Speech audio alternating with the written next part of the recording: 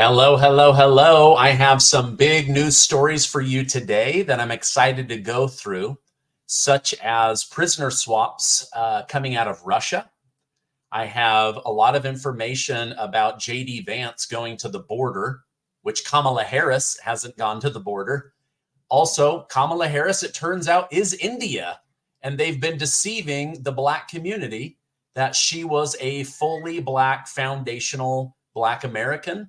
And it turns out that she's not. And more information is coming out each and every hour. But I'm going to show you one of the big stories. So thank you for joining me today. After years of rotting in a Russian prison, Wall Street Journal reporter Evan Gershkovich and former U.S. Marine Paul Whelan have finally been freed as part of a large prisoner swap deal. President Joe Biden broke the news earlier today and claimed that the United States was also responsible for freeing Russian citizens who were locked up for political reasons. Biden stated, "It says a lot about the United States that we work relentlessly to free Americans who are unjustly held around the world. But it also says a lot about us that this deal includes the release of Russian political prisoners." I'm really grateful to see these two Americans released, and I hope they get back home quickly. But before Gershkovich and Whelan can fully obtain their freedom, they had to fill out a form to officially ask for presidential clemency. Now, on this form, Gershkovich reportedly asked to interview Russian President Vladimir Putin before he left Russia. It does not seem like the request was granted, which may be the best thing. He should probably just get on a plane and leave. Now, I personally wouldn't want to anger the man that could toss me right back in jail. But as a journalist, it could be a once in a lifetime opportunity. So I can see why he went for it. Now, in total, at least 16 political prisoners from Russia were freed, 8 Russians held in other countries such as US and Germany. In regards to the released Russians, their crimes ranged from murder and spying to financial crimes.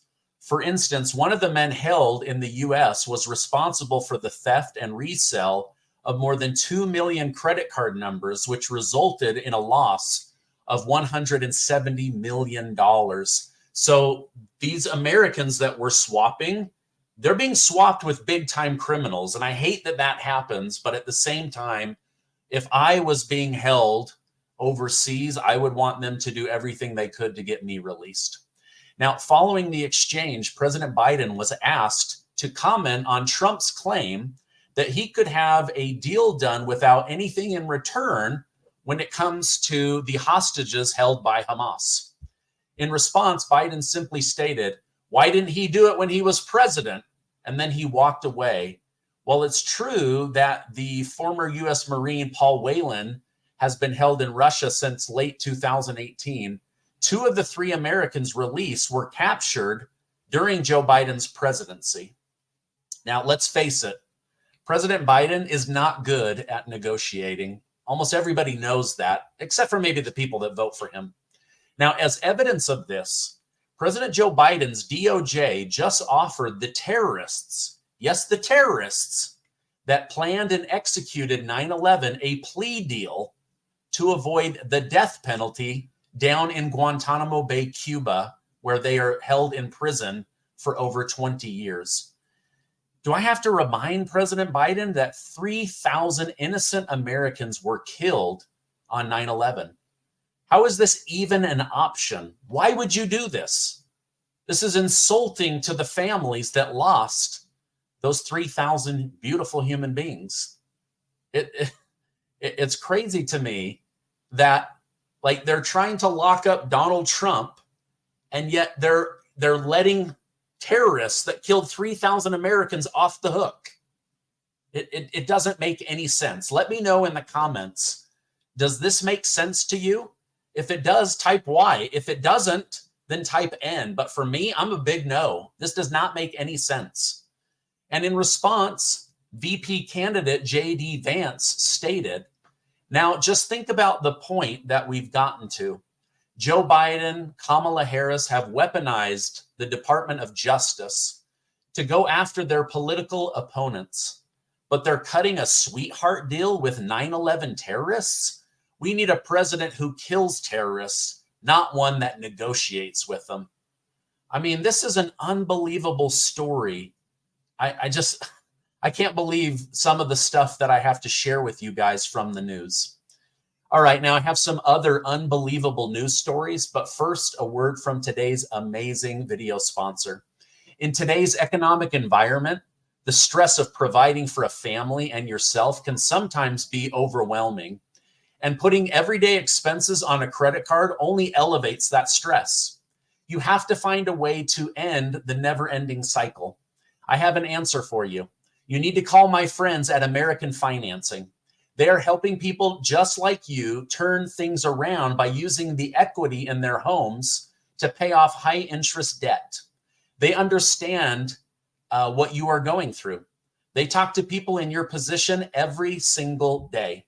American Financing is saving their borrowers an average of $854 a month. $854 a month is over $10,000. And they are closing sometimes in as little as 10 days.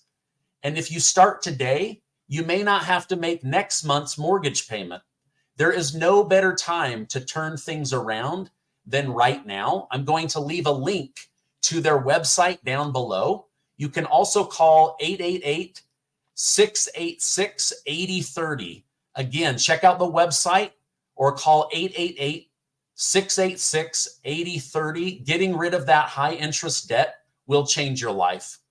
All right, now it's only been a couple of weeks since J.D. Vance was brought on as President Trump's vice presidential candidate, and he's already visited the southern border, something the border czar, Kamala Harris, has failed to do.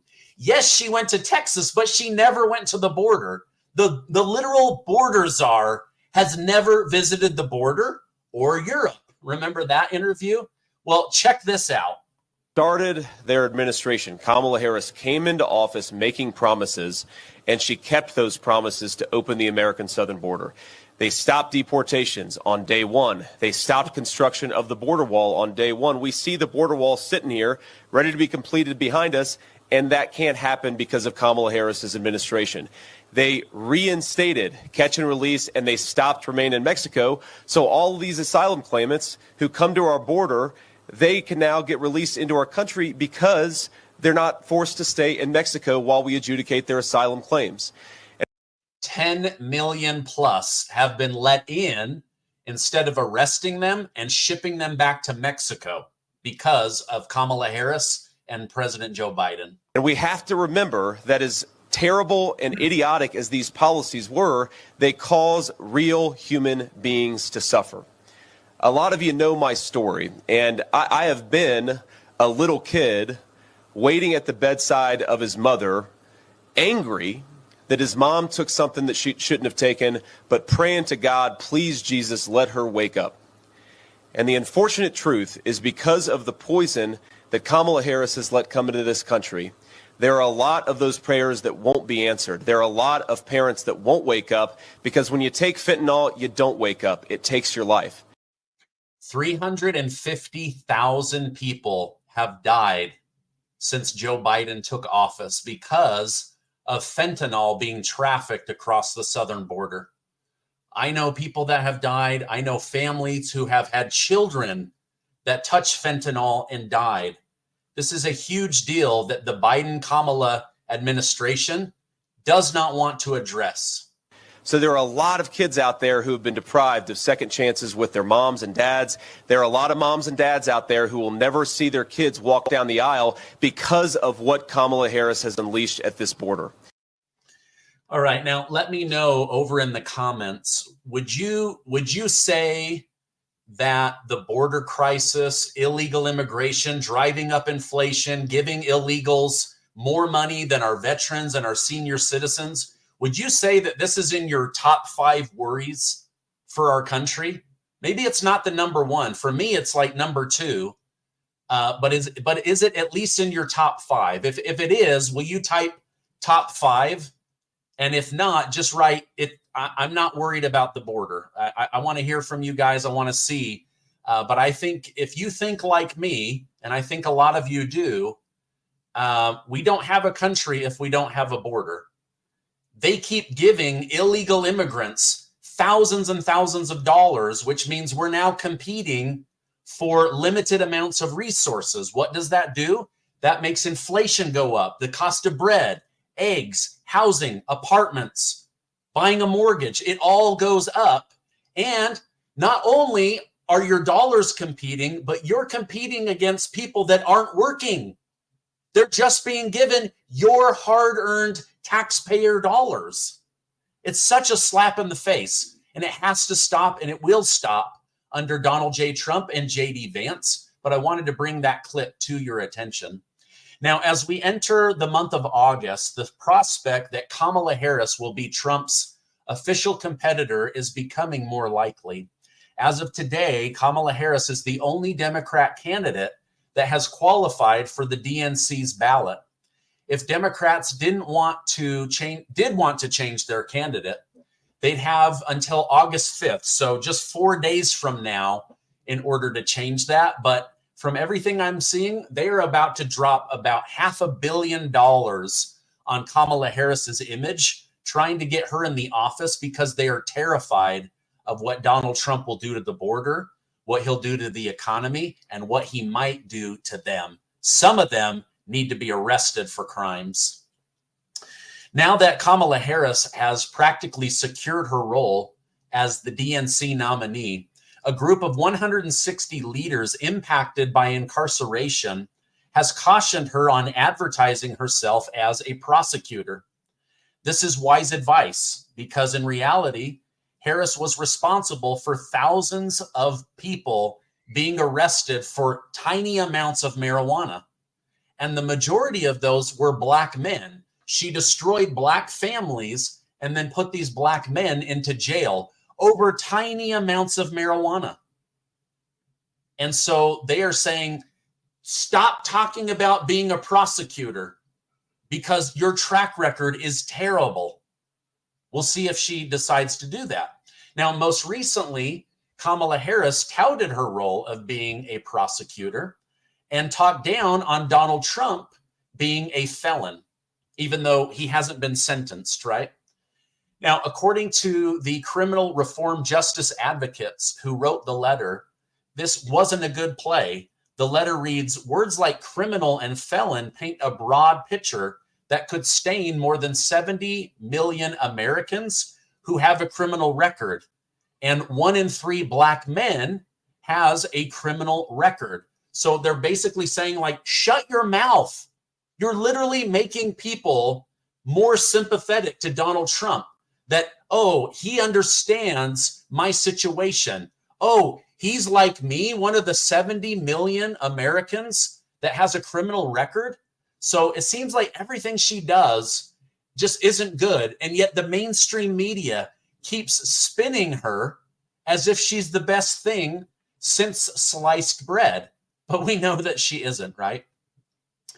Now, talking about the black community, Harris is desperate to get the black vote, and therefore she is desperate to be seen as a foundational black American.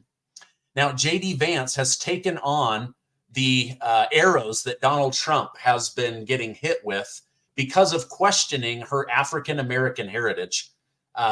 In reality, she is part Indian and part Jamaican. Now, Vance stated, I frankly just think it's hysterical how much the media is overreacting to it. I think he pointed out the fundamental chameleon-like nature of Kamala Harris. She flip-flopped on every issue. She's fake. She's phony. And I think our whole campaign is going to have a very fun time pointing that out. And it sounds like the president kicked us off in stride. Now, I'm telling you, all these articles are coming out that she is Indian, that she enjoyed her Indian heritage, that she dressed up like someone from India, and now she's pretending like she's black. Now check this out and let me know what you think. So what we're going to cook today Okay. is an Indian recipe. Yes. Because Yes. you are Indian. Yes. Yes. Okay, and I don't know that everybody knows that, but I find that wherever I go and I see Indian people at the supermarket, on the street, everyone's like, you know, Kamala Harris is Indian, right? It's like the thing we're so excited about to have you running for president. Yeah. So we're both Indian, Yes. but actually we're both South Indian. Yes. You look like the entire one half of my family. Okay, thank you. You do. I've been telling people You we're do. related already, Yeah. so this is perfect. It's basically true. And so were you raised eating South Indian food? South Indian food. Wow. She didn't seem at all concerned that she is Indian. She's speaking with another woman who is not embarrassed of her Indian heritage. She says, you look like half of my entire family based off of your facial features, your skin tone, your hair, everything. Those features, they blend right in with my family. And she said, I grow up eating this food. I mean, come on. Let's watch part of that one more time. Okay, so what we're going to cook today is an Indian recipe. Yes. Because Yes. you are Indian. Yes. Yes. Okay, and Because you are Indian. Yes, yes, yes, she says. So why are you now denying the fact that you are Indian? It doesn't make any sense. You should take pride in your family situation. Maybe let's take a look at this here for a second. This is from Donald Trump. Thank you, Kamala, for the nice picture you sent from many years ago. Your warmth, friendship, and love of your Indian heritage are very much appreciated. Right here on the left is Kamala Harris as a young woman dressed up as someone from India, interacting with family from India, not being embarrassed that she is part of Indian culture. I think Indian culture is really, really beautiful and really interesting, but I guess she doesn't. And so more and more of this is going to come out. But really what this comes down to is Democrats trying to trick the Black community. And I'll tell you what, nobody likes being tricked. All right, now former CNN news host Don Lemon has just filed a lawsuit against Elon Musk for terminating his contract. According to Lemon's legal team, Musk agreed to pay Lemon $1.5 million per year to post on social platform X, but canceled the agreement before the show could start. After doing some digging, I found that Musk actually canceled the show after being the show's first guest. He and Don Lemon got into a big fight in the middle of the show. Now, in his defense, Musk stated his approach was basically just CNN, but on social media, which doesn't work, as evidenced by the fact that CNN is dying. Now, Elon Musk said he's not at all worried about this because there's no contract in writing. So Don Lemon is just trying to get $1.5 million out of the richest man in the world. And let me tell you, Don Lemon probably doesn't bring $1.5 million of value to the X platform. I'm a creator. I know what creators make. I know how much time and effort and cost. And he doesn't have it. He didn't have it on CNN, which is why they fired him. And he doesn't have it on X, which is why Musk said, I'm not going to move forward on something that's not even in writing. All right, now in international news, the United States has just committed to defending Israel in the event Iran carries out their promised counterattack. Let me be clear, Iran has no right to attack Israel for killing the Hezbollah leader who is responsible for bombing a soccer field that killed 12 children and injured 40 others. Thankfully, U.S. Defense Secretary Lloyd Austin is in full agreement with me. Austin stated, if Israel is attacked, we certainly will help defend Israel. You saw us do that in April. You can expect to see us do it again. So the United States is going to back Israel. I hate this whole situation. I wish this whole war would end, just as I wish the Russia-Ukraine war would end. It's a waste of money. It's a waste of human life. It's a waste of time. I am anti-war. I really hope and pray that they're able to bring this thing to an end. Speaking of bringing it to an end, that's the end of the show. I appreciate you guys. Thank you so much. I just crossed 1.7 million amazing truth seekers. So thank you. Thank you so much for supporting the channel. I know that sounds big, but in the world of media, I'm just a tiny voice trying to get a big message out.